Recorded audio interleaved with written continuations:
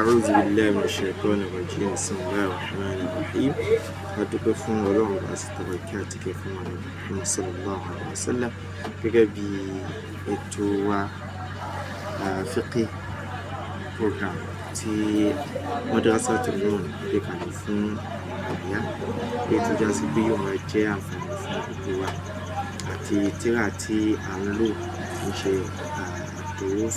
دروس مهمة لعامة الأمة في الشيخ بن باز في مكة kí Ọlọ́run bàbá san ní ẹ̀san lórí tó gba àmójúkò níbi àtiṣe wọn. Gẹ́gẹ́ bẹ́ẹ̀ náà ni àwa náà tí a ń tú ìtẹ̀kọ́ náà jẹ́ kí ó ṣe àǹfààní fún wa láyé àti àkíyàmá. نعم مقدمة الكتاب يعني أبدأ الشيخ زكي الحمد لله رب العالمين والعاقبة للمتقين وصلى الله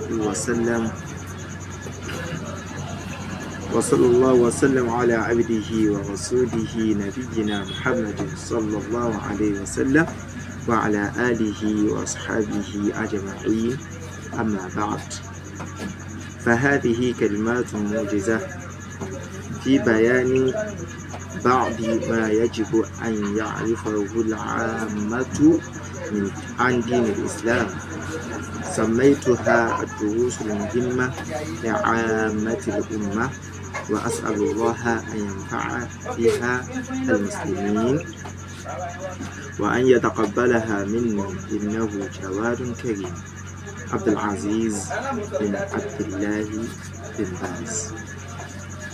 níbi mọ̀kọ́dímà yìí gẹ́gẹ́ bí pé a ti ṣe mọ̀ wípé gbogbo nǹkan tó bá ti jẹ́ ẹ̀kọ́ nípa ẹ̀sìn ọ̀rọ̀ tí mùsùlùmí bá sọ especially tó bá ti mú ẹ̀sìn dání kọ́kọ́ bẹ̀rẹ̀ pẹ̀lú ìdúpẹ́ fún Ọlọ́run ọba subhanahu wa ta'ala.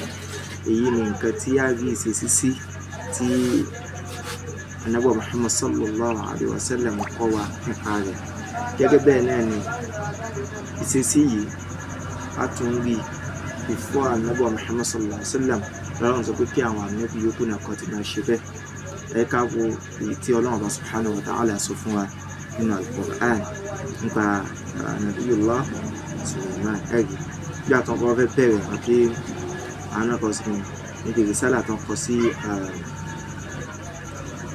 Balqis وبارك بالكلمة بسم الله إنه من سليمان وإنه بسم الله.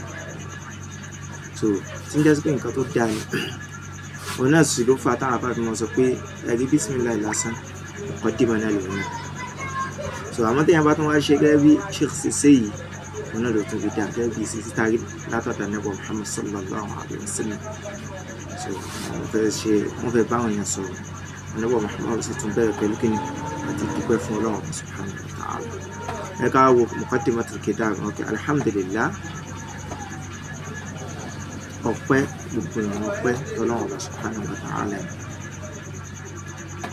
rabbil alamin Ọlọ́run ọba tó jásí pé òun ní ọba ìgbàgbé aláyé alamul insani alamul jinni alamul hayawani gbogbo ẹ̀yìn Ọlọ́run ọba ní ṣe àkóso rẹ̀.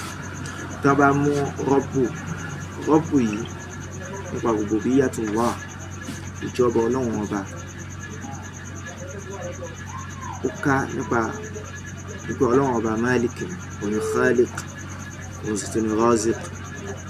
nǹkan téèyàn bá ní téèyàn ní kápá téèyàn mọ Ọlọ́run ọba ló dá wa òun náà tún náà ṣe kí náà ní pèsè fún wa òun náà ló tún wá ní kápá lé wa lórí.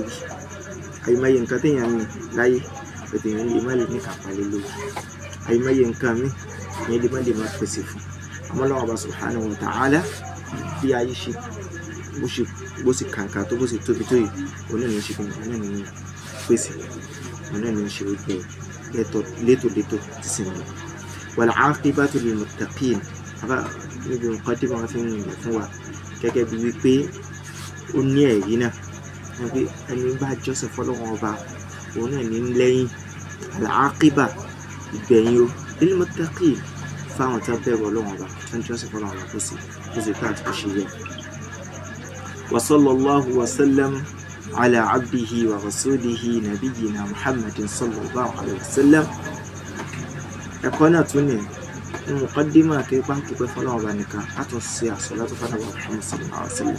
kéèpá fi ń ṣe pé ànábì Muhammad sallallahu alaihi wasallam ó jẹ́ àfin kẹgbẹ́ lọ́dọ̀ Ọlọ́run rárá, nítorí wípé ìṣesí tá a rí nì tá a kọ́ nínú al-Qur'an bẹ́ẹ̀ nínú hadith ànábì Muhammad sallallahu alaihi wasallam. Ọlọ́run pé inna Allaha wa malaikatahu yusalluna ala nabi ya ayyuhalladhina amanu sallu alayhi wa sallimu taslima. So Ọlọ́run Ọba subhanahu wa ta'ala ló pè wá sí wípé kí ni ká máa ṣe salatu fún ànábì Muhammad sallallahu alaihi wasallam. tá a ní bá fẹ́ sọ̀rọ̀, a fẹ́ kọ nǹkan, a fẹ́ ṣe nǹkan, especially tó bá jẹ́ pé inú nǹkan tó jẹ́ ẹ̀sìn ni ká tó ṣe àsàlátù fún ànábì Muhammad sallallahu alaihi wasallam níbi bẹ́ẹ̀ náà. So kẹ́ẹ́ bẹ́ẹ̀ náà ànábì Muhammad sallallahu alaihi wasallam tó sì jẹ́ pé òun náà ní ànábì, á tún rí wọn nǹkan báyìí náà kọ́ náà tó tún kọ́ àwọn sàhábà náà pé ẹ máa ń ṣe kíni, ẹ máa ń ṣe àsàlátù fún ànábì Muhammad. Ànábì sallallahu alaihi wasallam sọ pé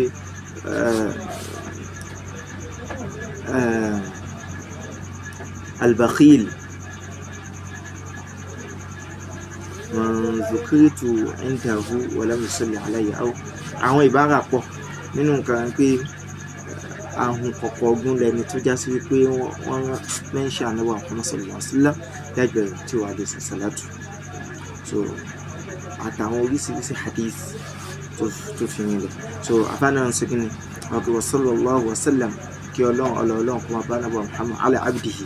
So àkọ́kọ́ náà sífà tí ànábì Muhammad sallallahu alaihi wasallam yọ́nú sí jù tá lè máa fi ròyìn rẹ̀ fún abd ala abdihi wa rasulihi, òjíṣẹ́ ọlọ́run ọba ni nabiyina Muhammad, ànábì wa Muhammad sallallahu alaihi wasallam.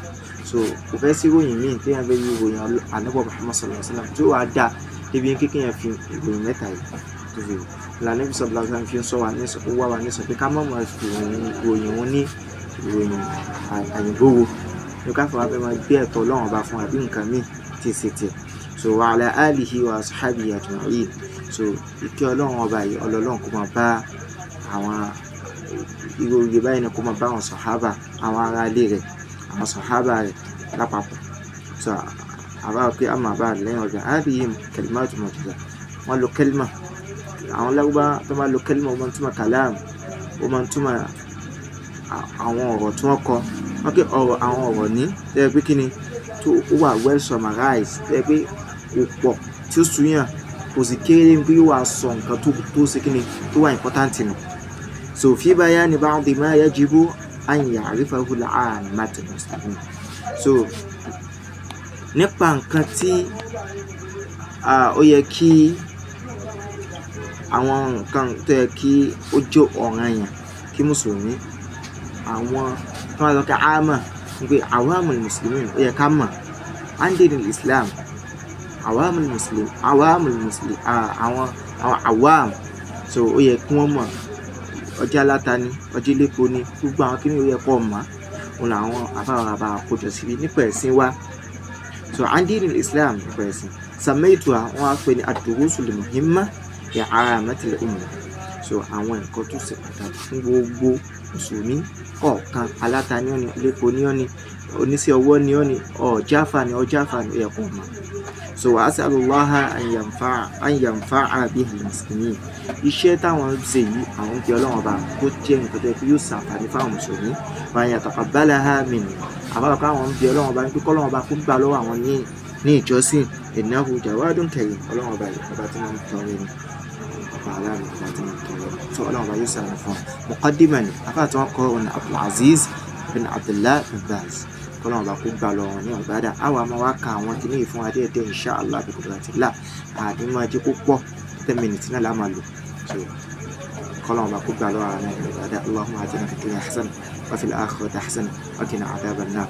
وصلى الله وسلم على نبينا محمد وعلى آله وصحبه وسلم. اللهم فقهنا في الدين، اللهم فقهنا في الدين، اللهم فقهنا في الدين. اللهم أرنا حق حقا وارزقنا اتباعه، اللهم أرنا باطلا باطلا وارزقنا اجتنابه. اللهم صغرنا في أعيننا وكبرنا من عيون الناس. هذا والسلام، وصلى الله وسلم على نبينا محمد وعلى آله وصحبه وسلم. هذا والسلام عليكم ورحمة الله وبركاته.